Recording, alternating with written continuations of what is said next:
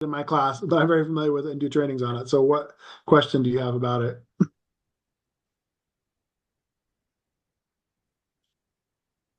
So I'm not sure what you mean by grading limitations. What's nice about it is if you are grading a worksheet that is like the same worksheet for everyone.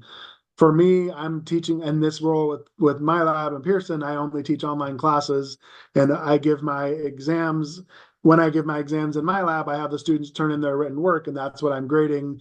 But as Jim is alluding to, the questions are different for each person, and so their number values are different.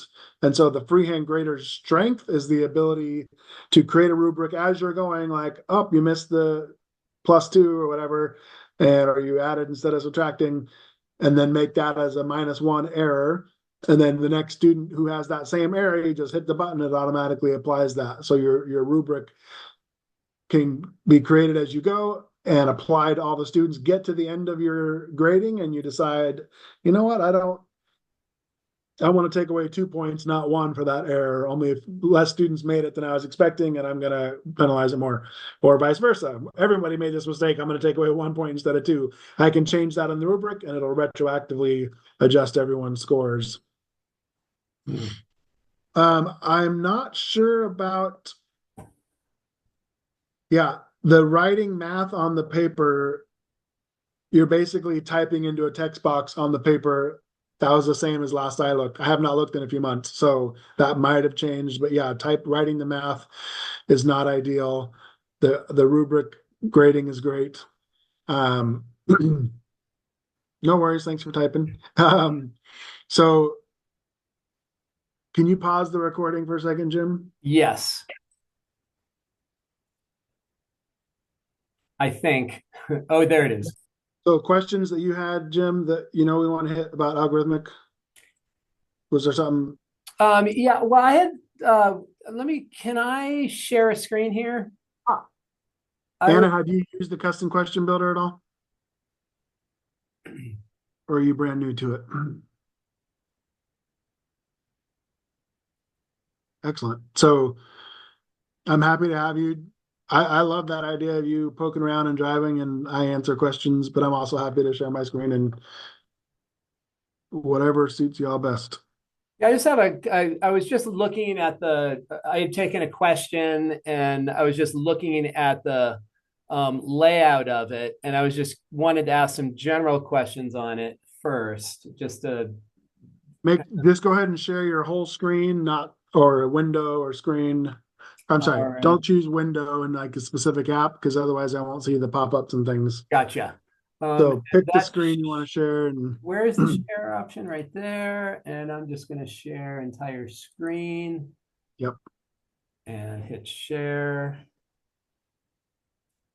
All right. And I think you should be seeing my OneNote now. And so this was just a pretty simple question with inverse trig functions and simplifying this expression. And I was looking at it through the variable names.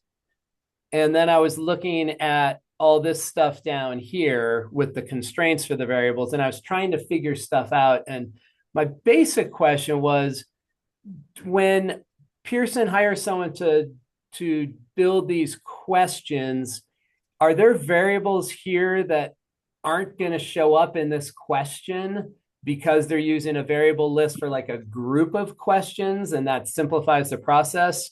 Like when I look down here, That's for example, GS, I don't see any GS anywhere up here. So I was just so I GS is going to be in these other formulas probably. I don't know, maybe you're not seeing them, but the answer is yes. There will be things that somehow live in the back end that aren't available for us to edit or don't show up here. So we are limited in that scope. And that's one of the things that they've told me is that this new editor will basically be um, full powered. This one, I have seen things worse than this where there are like, I'm looking at the last, I've got A1 and then A2 inverse and then A sub I. I. Okay, so that's where we're getting the divisor 1 over the root of 3. Yeah, it just looked a little odd the way it was written there. Yeah, so GS,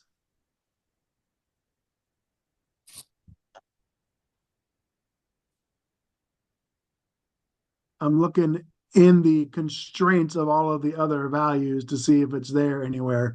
Anytime you see a question mark, so like looking at AI, the question mark in front tells me there's something going on that I don't have access to. That's a clue that I figured out over the years. When there's a question mark there, there's stuff happening that I may not be able to fix or impact. Okay. So Now, I wanna show you these. Do you understand how the link IDs work?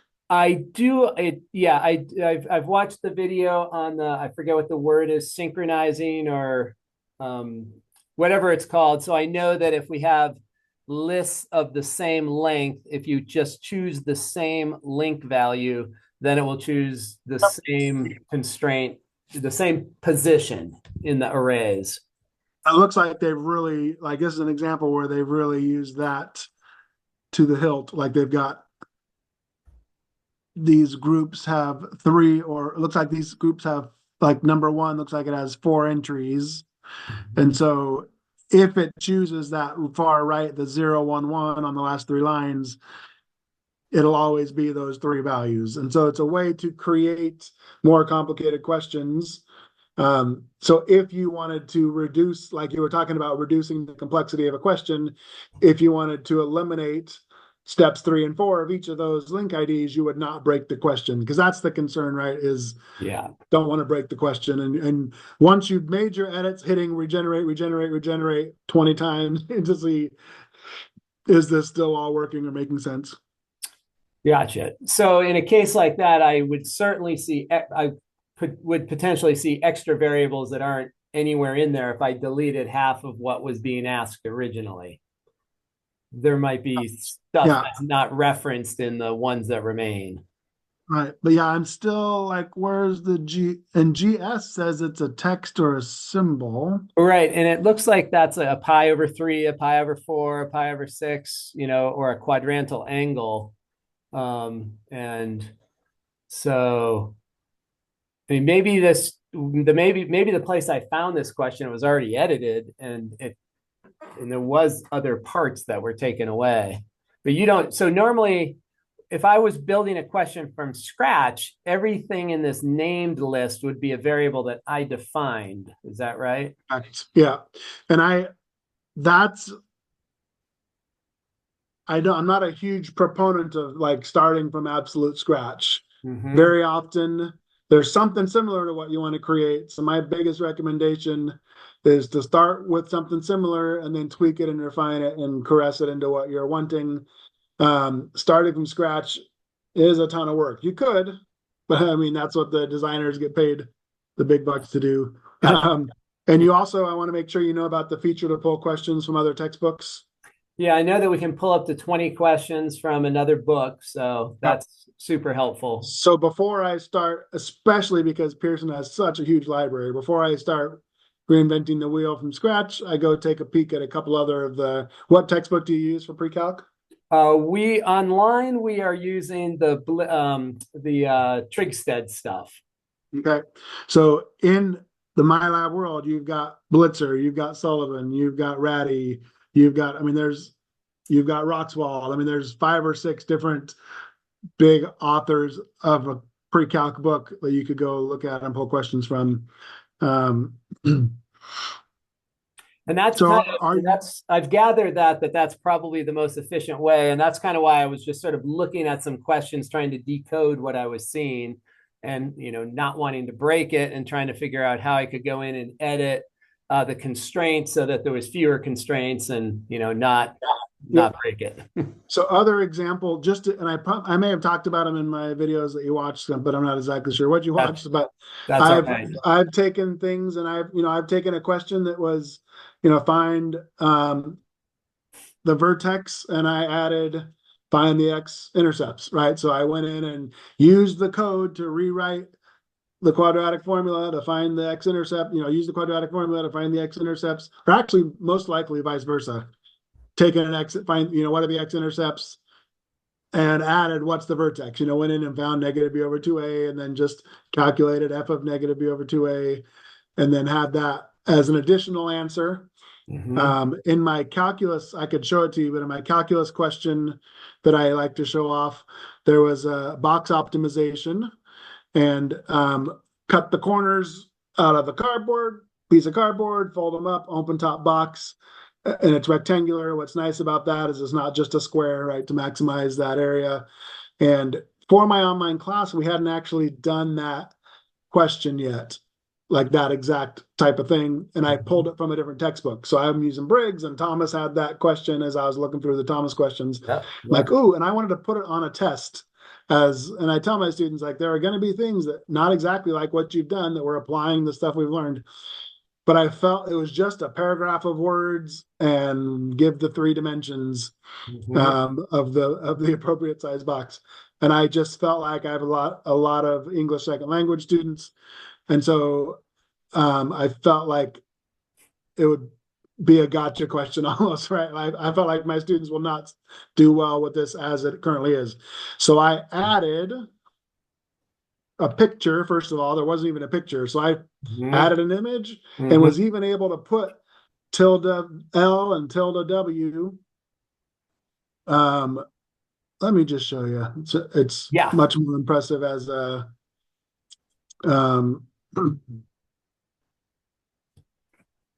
yeah, I'm going to come in here.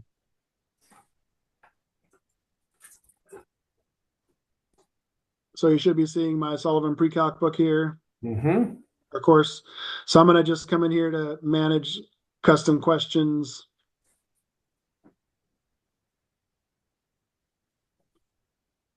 So this is, welcome, Amanda. Thanks for joining us. Hey, Amanda. I assume you're aware of this page, but for everyone, just in case you aren't, if you've been working on a question, this is where you want to come to continue editing it. I love and prefer the copy and edit button. So I'm looking at my questions. I'm like, oh, I like this, but I want to remove 2 of these parts.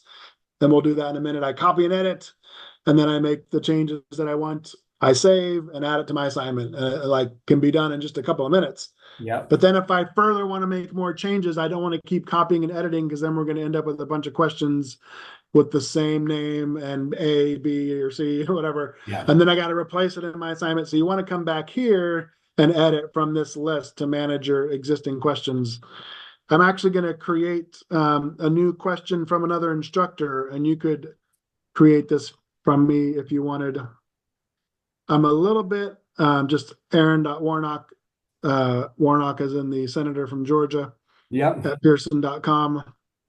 My name used to be rare. Now it's not anymore. I guess not. So I've got a few of these that are available for anyone to copy. So one is I have like a honor statement for calculus and a show work for calculus. This was this rewrite exponential. There was a dev department that really wanted a specific thing, and I was asked to make it for them. So I'm not going to make you custom questions. That was like a one-off. We must have this for our test. And so I made it for them and made it copyable. I should probably turn it off. But here's the box optimization original. I'm not going to bother with that. I'm just going to open up the one that I edited. So I have the original saved there just to show like before and after, basically. But here is the end results of what I edited.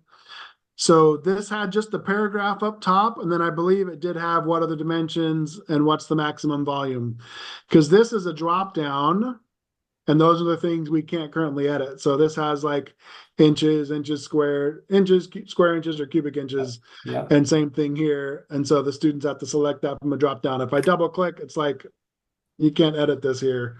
So I can't change those. But what I did was I added this image.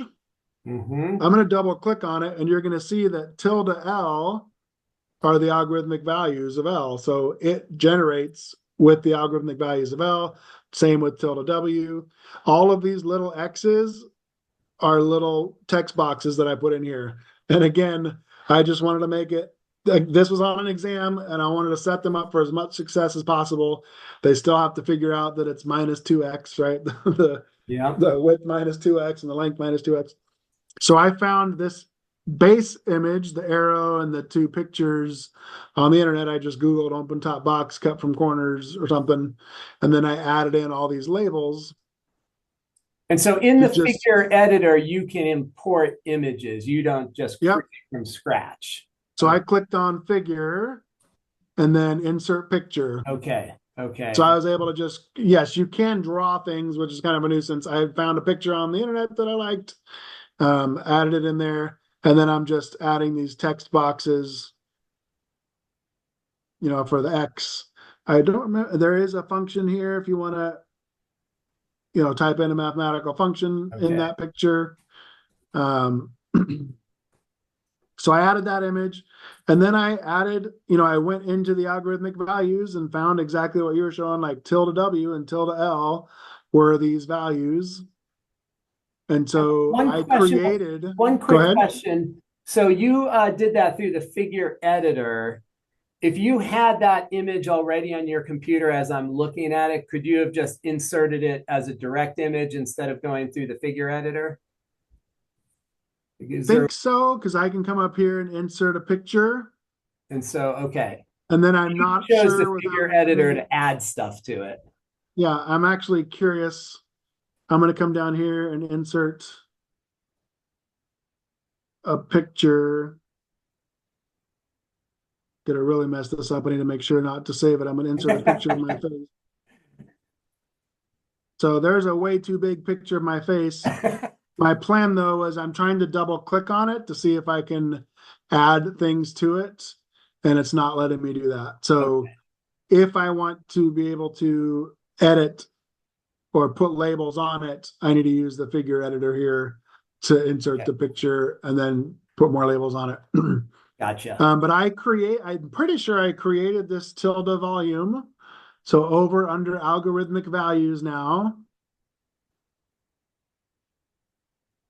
Um, I don't know that for sure, but I created an algebraic thing that is x times tilde L minus 2x times tilde W minus 2x. So anytime you're referencing an algorithmic value that exists in the list, we got to use a little tilde symbol up next to the number 1 on your keyboard. And that is saying pull the value L, pull the value W. And then I named it as an algebraic expression, which means it'll expect an algebraic expression as the answer.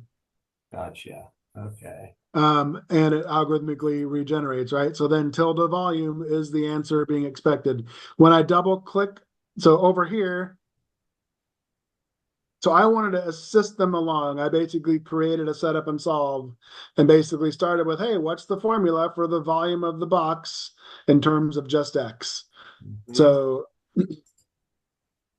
that gives you, and if they multiply it out or write the terms in a different order, it's an algebraic expression. So it marks it right. It The understands. equivalence. Yep. So when I added that short answer, I'm clicking on this short answer button. And you've got a lot of different rules here to choose from, exactly as I defined, any unsimplified or simplified equivalent, specifically integer or decimal or fully reduced fraction. If for some reason the thing you programmed hasn't worked, step 1 to troubleshooting is try something else on this page, on this step. If you're getting some kind of an error, I thought it should be algebraic, but maybe I don't remember, because honestly, again, I'm not a programmer. I'm just a fellow faculty who uses it. I would say 30 to 40% of the time I still get it wrong or get some sort of, it's not working the way I expect it to. That's probably high now, probably 20%. But I'll click back over there and try a different setting, and okay, now it's working the way I intended. Yeah, And I if I find that open, that four-step process I find a little cumbersome. I find myself sort of just clicking some things and but yeah, I end up clicking directly to the thing I'm trying to do. But like this one again, I think I did algebraic function, thinking this is an algebraic function. And that might work. It could be that, I don't know. I'm not going to mess with it. It was set to any simplified or unsimplified equivalents. So I want to leave it to that. Okay. And now I'm double clicking and it's not letting me open it up again. Come on, what's going on? I'm gonna try a different one. Yeah. Regenerate, And regenerate. now There we it'll, go. Yeah, I'm gonna put it back to any unsimplified or simplified equivalent because again, if it's algebraically equivalent to that, I'm good. Like I don't want to, care yep, you want to count. what they do with it. The other piece then is step two is where you give the answer. So in this case, I programmed the volume as an algebraic expression, and so that's what I'm looking for. Um, if it's a static question, you could just type it in here. I've done questions where like the answer was 6 feet, and I wanted any variation of 6 feet to be acceptable because I was not, that wasn't the point. So I would come in here and like try to think of any possible way. I don't know why they put a period after feet, but oh, Yep. this is what I wanted to do. Or 6 feet no, period, yep, or no space maybe. 6 feet. Yep, exactly. And there's a checkbox that says ignore spaces, but I'm gonna cover my do my due diligence. So you can add as many, whatever's the first one is what's going to display as the right answer, but you can have multiple different answers here. I've even seen, so I am not a stats guy. That's one thing I don't, I want to make sure that weirdly, once I'm closing that, there we go. I want to make sure that it didn't save that stuff. I've seen stats folks do it like, well, hey, with this formula, it gives you this answer within an error tolerance, but then this other process or this other formula or this other method gives you this different, slightly different answer with a tolerance. And you could program in both of those formulas here. Either you can also program the formula. No, hang on. If I write out, let me add an answer just to show you. If I add a short answer and I say simplified or unsimplified equivalents, and I do 5 times 6 plus 3,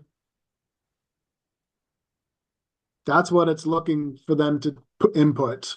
Like if you put in an algebraic expression there, it's not going to do the math for you.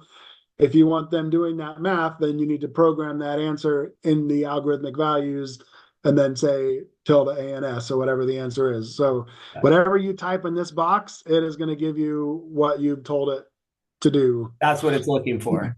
Yep. Which sometimes helps because sometimes you want to say like simplify this using the distributive property, right? Or whatever, like having them write out a certain thing, or like I did in this case, what's the formula for this volume? We've kind of jumped right into the deep end with the idea that the first Anna and Jim have both seen it before. I don't want to make sure we're not leaving Gracie and Julie, who now joined us, behind. While I'm right here, Jim, are there any questions that you have or that anybody else has from what you're looking at? And then I can jump back to the copy edit part. Can we just look at the algorithmic list again real quick? Yeah, this one has a lot. Okay, I was just sort of So here's an example of the question mark there. yeah, and so I'm gonna that click question mark. edit, and that's what I was saying. The question mark, just if there's a question mark, what that's telling you is it doesn't even exist here. So anything with a question mark is like, I don't know what this is, and it's some deeper level programming that we don't have access to. So we just ignore it. Yeah, or don't do something that's going to break that piece. Okay. All right. And it's also possible that they've got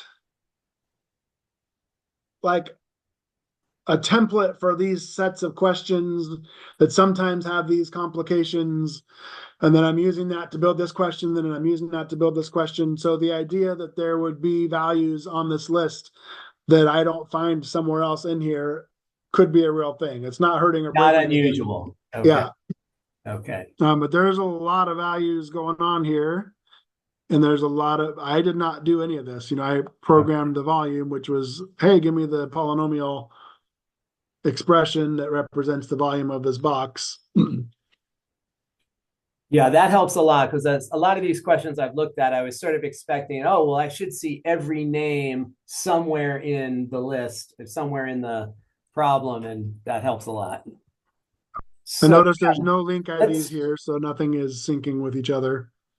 Yeah, no links. So let's yeah, welcome Julie and Gracie. Why don't we go kind of back to the beginning and talk about the 4 types of questions and how your process for grabbing a question and doing a basic edit and preserving the algorithmic values and the algorithmic answers.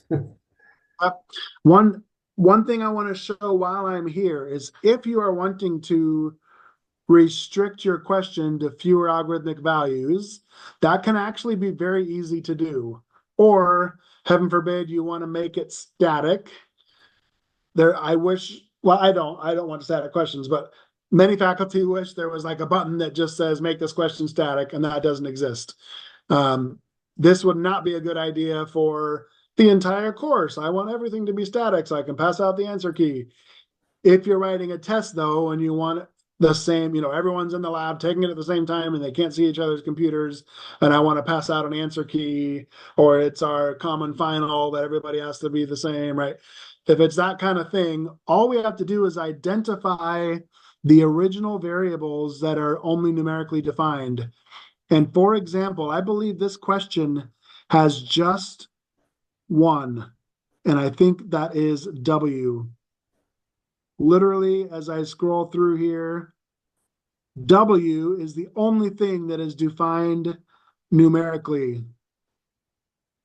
W is any number between 9 and 41. And So I did that quickly. I clicked edit next to W. It is any number between 9 and 41, and for whatever reason, not these numbers. I did not do this. The programmers did it, but 12, 13, 14, 15, 20, 22, 27, 28, 29, 30, whatever. Those values create some problems or headaches, and they've been excluded. If I'm going to really break this question and not save it. I'm going to right click and remove this row and make this equal to 9 and save it. And now I'm going to regenerate.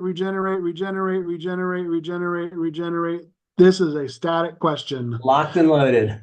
That single adjustment, because everything else was defined off of W, that single adjustment. Nope, you're equal to 9 instead of between 9 and 41. Now I've got a static question. Took me 30 seconds. And it saved the answer properly. Yeah, everything is programmed still. I haven't broken any of the programming. So that's how you can make something static. I also was curious when I made this picture.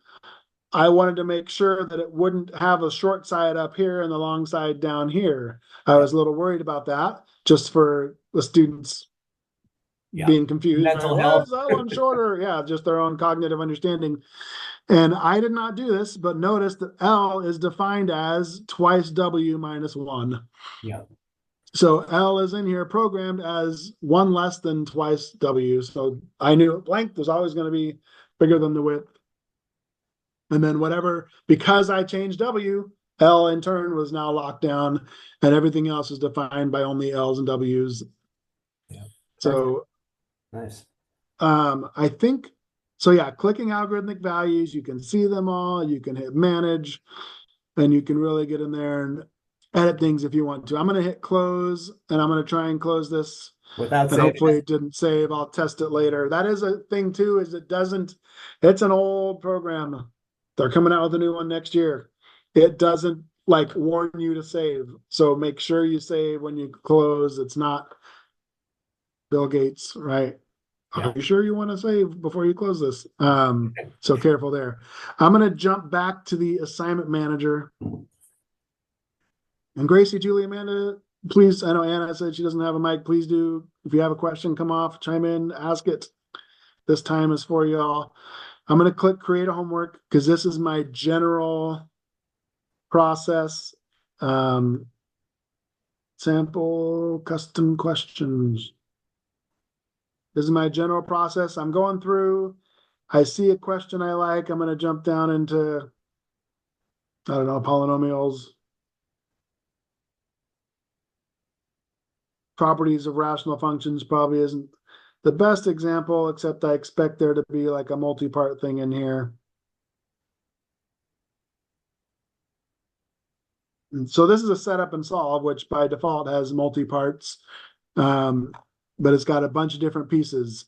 So maybe I'm like, oh, I like most of these, but I don't want this last one, or I don't want the oblique. We're not talking about oblique asymptotes. I don't want to confuse them with that, right? Whatever. I'm not saying you shouldn't talk about them. I'm just giving an example.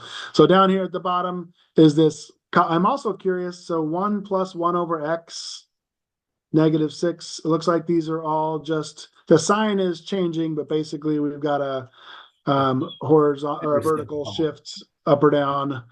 So I'm going to copy and edit this. Again, I did that quickly. Down at the bottom, that screen is gone now, but down at the bottom was a copy and edit page or button. Once I click that, it brings me to this create edit question. And that opens up the custom question builder. The first time you ever use it, you're going to need to download. This is a prerequisite install. Happens just once. 6 months ago, I would have warned you that you have to have admin rights. That has been changed. So you don't need to have admin rights on your computer anymore to download that. There's going to be a pop open window that you have to approve to open it, and a little checkbox that says, don't ask me this again. Just I'm all about efficiency and minimizing clicks. So check that box that says, don't ask me this again. But here I am. And it's very straightforward to just delete or edit things. Or you can come in here, add a hint from class. So if you want to just add text to your question, if you want to delete a part, we're literally just gonna highlight. Maybe you're going to have them, maybe you click the box that says show work, and they've got to attach a picture of their hand-drawn thing. Don't want to do that with 200 students, but if you got 30 students in your class, that could be a thing for one question, right? Don't do it for all your questions, but hey, I want you to submit a hand-drawn, so I can delete that graph part if I wanted to. I can't.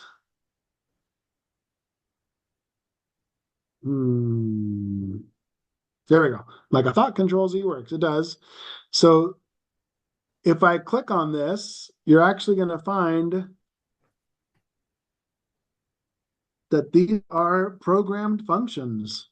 So these multiple choice responses are programmed incorrect answers that replicate the right answer, right? Or so vertical shifts instead of horizontal shifts, or vice versa. So they are programmed. So if for some reason you wanted to edit that, you could. I could open up this multiple choice graph that's generating. If I wanted to create an absolute value or create some other sort of graph as a distractor, I could. Be careful that you've grabbed the distractor one. Yeah. And it does show you like this A is the correct one. If I, let's see,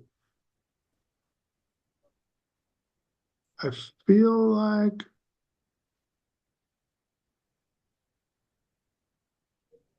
editing options. I feel like there's a way. There we go. So I clicked on it, and down here, the correct answer is, and I can select that choice A is the correct answer. I can lock something in place if I want it to be like at the bottom and it says none of the above, right? So you can lock the bottom one in place.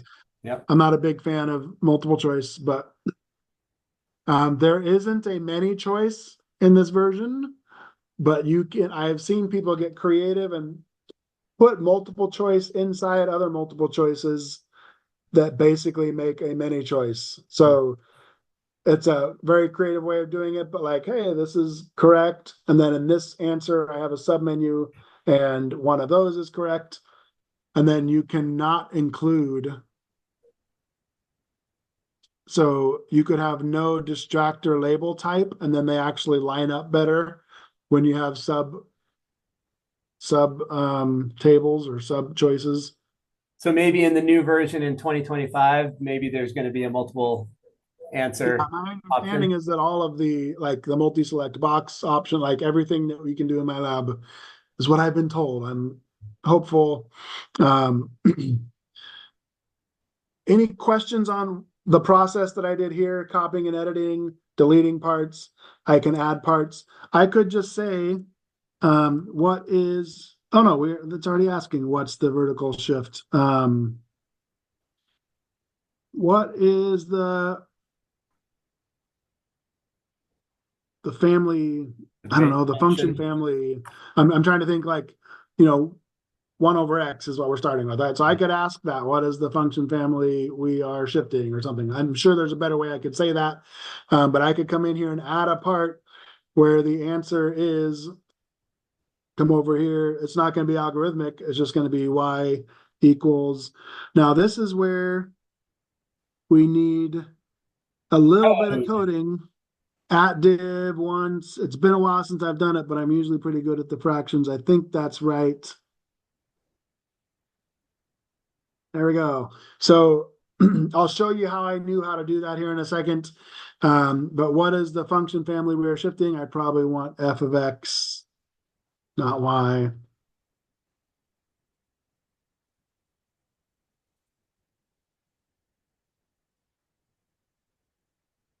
So it didn't give me my parentheses. So now I'm like, the y was better.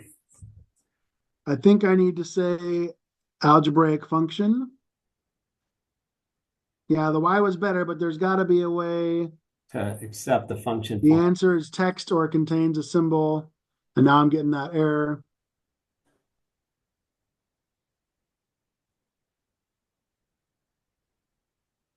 Oh, yeah. I put quotes around it. So then it's going to treat it like text. I think so. There we go.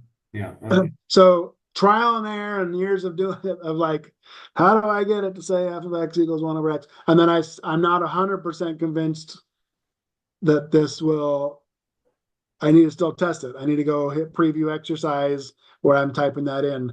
Now I'm going to hit preview exercise to show you something, and that is when you customize a question, all the parts land at once.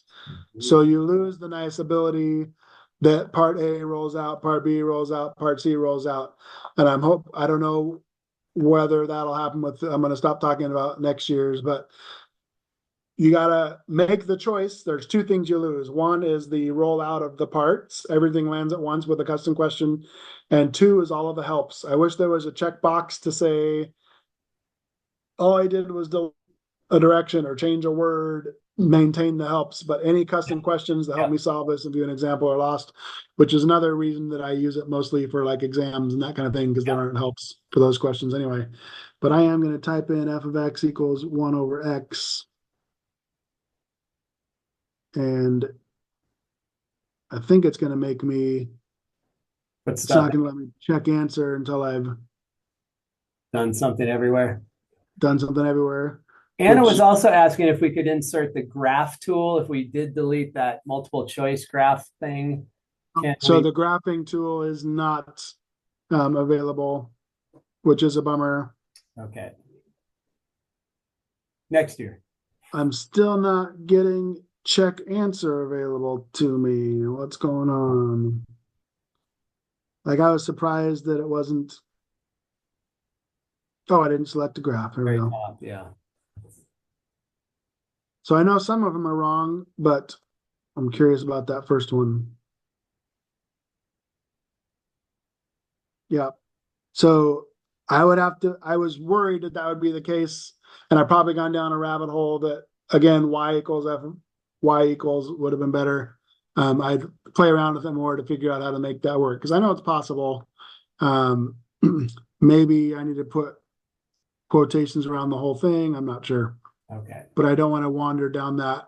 Yeah. That was just the idea is that you can add other things. And I gave the example earlier before some of you came where I added the vertex of a parabola. So I went and found negative b in the algorithmic values and did negative b over 2a, created a new algorithmic value, and f of negative b over 2a as a new algorithmic value, and added that as an ordered pair for what is the vertex of this parabola. Do you ever use the essay tool? Yep. So that was exactly the next thing that I was going to do. In our algebra class, we have a lot of like an interpretation, right? So what does the slope mean in real world terms? So we restructure our algebra class so it's very applications based. And when am I ever going to use this? And every week we have an application project that we do. So I would always include an essay question saying, how does what does this mean in the real world? Or explain this in your own words. You can't add essays to other existing questions. So I would have like A, B, C, D on one question, then E, and there's the essay, interpret what just happened. But a while ago, my colleague figured out a way around that. I'm going to show you in a minute. Yeah. I'm going to save and close this. And normally I want to make, I wish they put it in here, but normally I want to make a little note of what question I took. I think it was this one, 3533. So I'm going to name this 3533 messed up because I broke things and wasn't paying attention to what I was doing. But normally I would say no CD, like no C comma D, or added volume, or you don't have a lot of text. That's as far as you can go. Oh, So, that's the names are short, but figure out some naming scheme so you know what it is that we changed. It's already going to be linked to 3.5 because that's where I copied this from. And then when I hit OK here, it automatically places it right here at the top of my section 3.5, 3.5 messed up. And I can check this box and add it to my assignment. So I'm going through, I'm reviewing my assignment, I'm looking at the questions. Ooh, I like this, but I want to delete half of it. Copy, edit, delete, save, add. Like I can literally in 2 or 3 minutes get rid of the parts I don't want, save it, and add it to my assignment. Now, if I want to continue editing this, I want to do that from the custom question manager to make future edits. As far as essay questions go, I've clicked on create my own question now. And I want to remind, again, if you type in my email, which is aaron.warnock, aaron.warnock@pearson.com, multiple choice short answer essay template. My colleague Bonnie Rosenblatt, who's our stats aficionado, one of the stats books she was working in, she found a question that had multiple choice mixed with essays. And she's like, Aaron, look at this. It's already pre-done. So we tested it and we were able to copy and edit because they already existed. Mm-hmm. It was like a sneak behind the back door.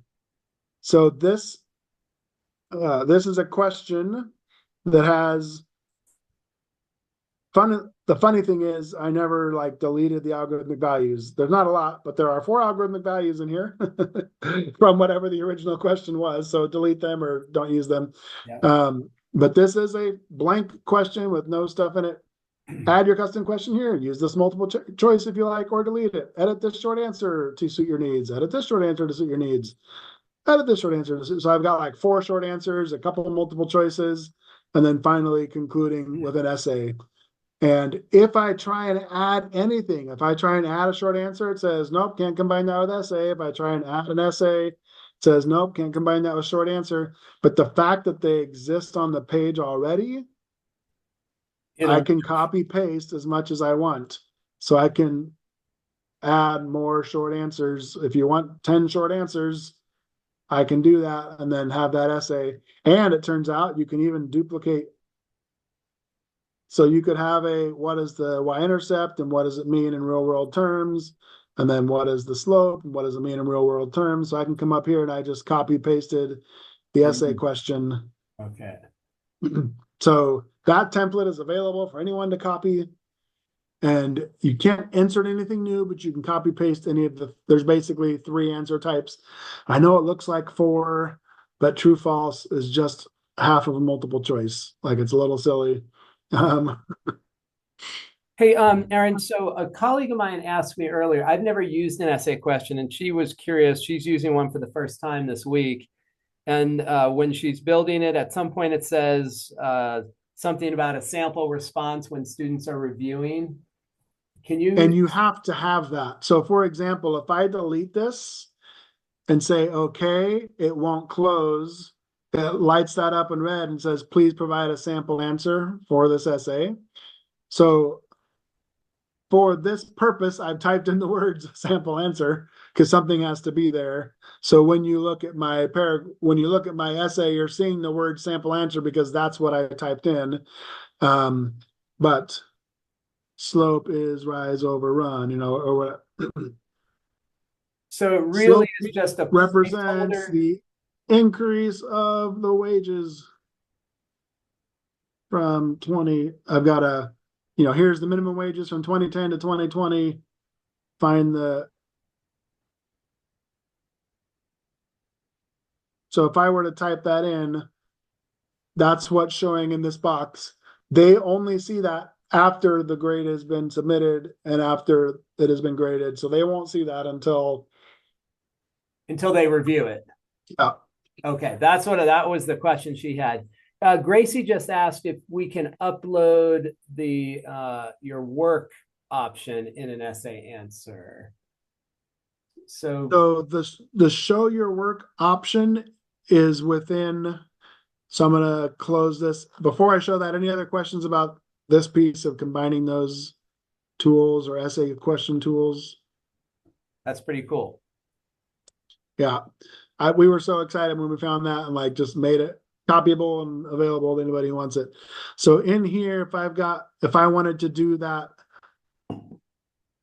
upload, so I would continue editing this, and up here where I said add or maybe at the end, oh, I didn't end up deleting this. I would delete this and say upload an image of your written, upload a picture of your drawn graph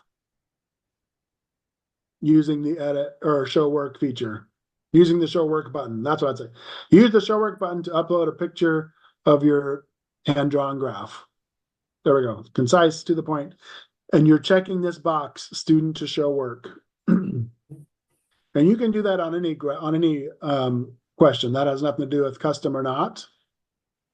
And then I might write an instructor tip. Don't forget to upload the picture of your hand drawn graph. Yeah, can we preview that question? So now I'm going to come and view student homework, which is going to let us see a preview like the students would see it. Mm-hmm.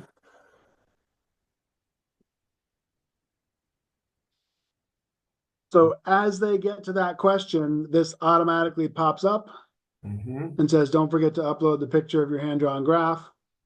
I should probably have said using the show work button in this hint as well. And then in my question here, it would say using the show work button. And now down here, they have this button to show work. And I'm guessing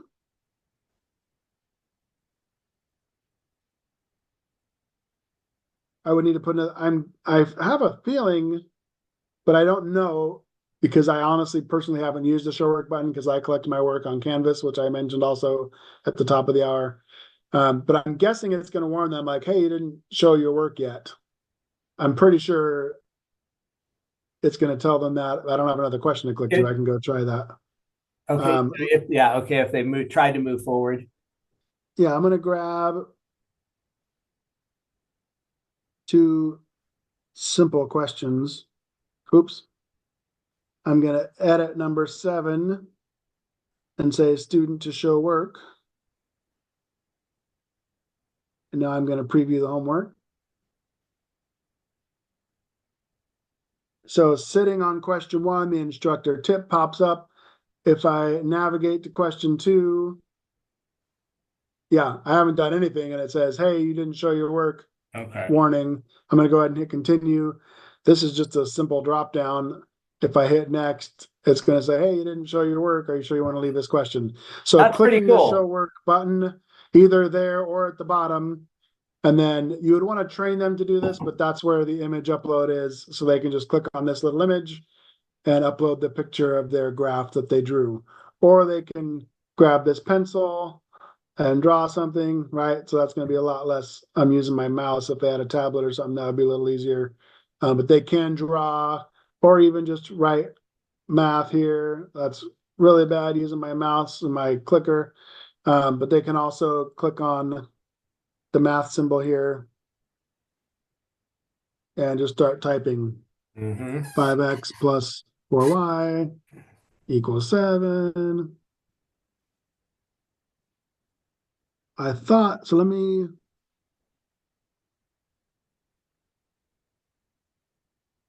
yeah, so I mean, they can type with the text box. There's a math symbol box they can do. It looks like it has to be separate lines of that. For me, when I give a test and have them submit their written work, here's the thing. Doing this for 1 or 2 or maybe 3 questions is fine. But if you've got 30 students in your class and 20 questions on your test, you don't want to just check the box to show work.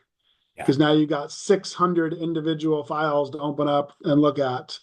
So when I give an online test, I have them write their written work on a single or several pages and then scan that as a single PDF and upload it to Canvas. And I download it from Canvas and grade it. That Looking at sounds their very test. similar. That's kind of what we do. We have them scan it, upload it to D2L, but Yeah, so the show work button is a nice one-off feature for a question or two, upload this graph. It's not a great, let's grade the whole test thing, in my opinion. Yeah, that's our experience also. I don't have a 3 o'clock meeting, so I can stay a few minutes longer if people have questions, but I want to be respectful of your all's time. Any final questions here or things you want to take a look at from anyone? I have not had an eye on the chat, so thank you for keeping an eye on that, Jim. I know how that goes. Yeah.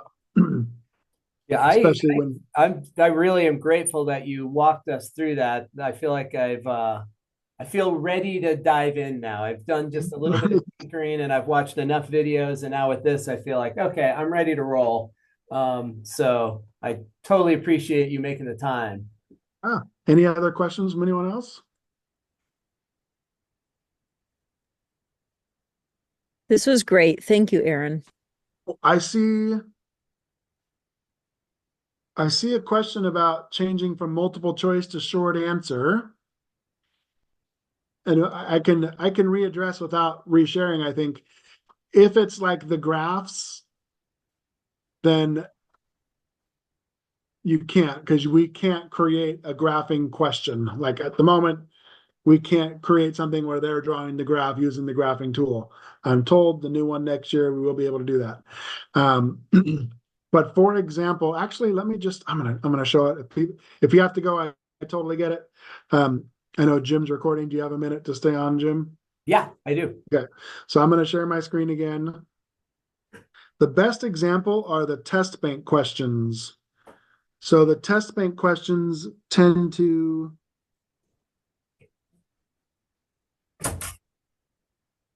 graphing rationals is not a good example of that. Let me jump to quadratics and see if there's something.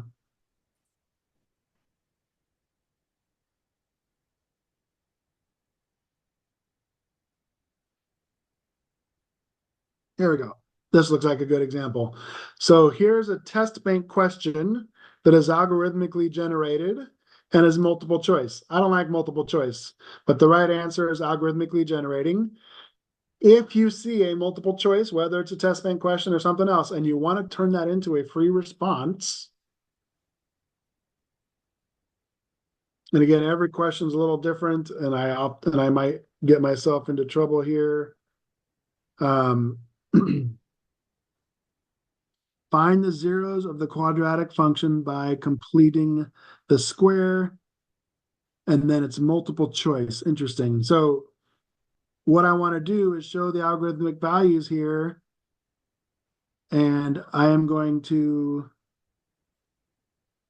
start by copying these. I don't think this is going to work well. This wasn't the best example to choose, but I'm going to create a short answer. Yeah, that didn't work.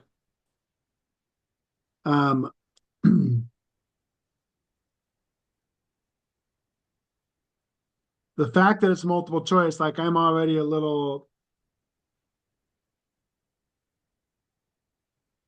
they're not, I guess, list the x-intercepts, right? And I think of the x-intercepts as -1, 0. So how we want to program that is questionable.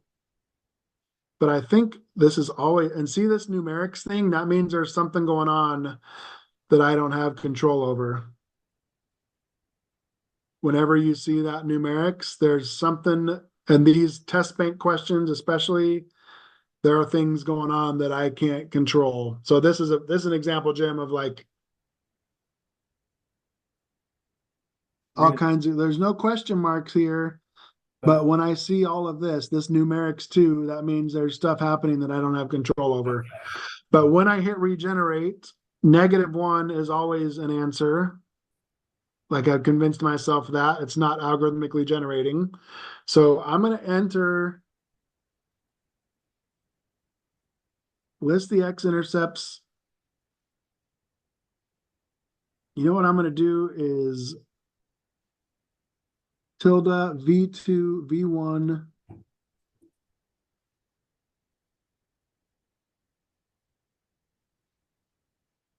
there we go. I'm going to highlight that. Again, this was a more complicated example than I probably, or not the best example, but what I'm trying to do is turn this multiple choice into an algorithmic question. And I'm going to say, list the x-intercepts of the graph of the function as a comma separated list. Is this perfect or best? No, but I'm going to come down here and just do equation editor and say x equals, okay. And then my answer is going to be, I'll say any unsimplified or simplified. We'll see if this works.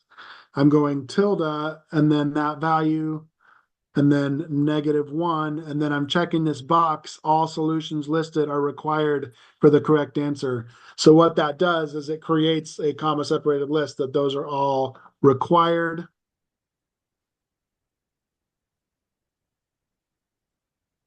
And boom. Regenerate 2/3 -1, regenerate 5/8 -1, regenerate.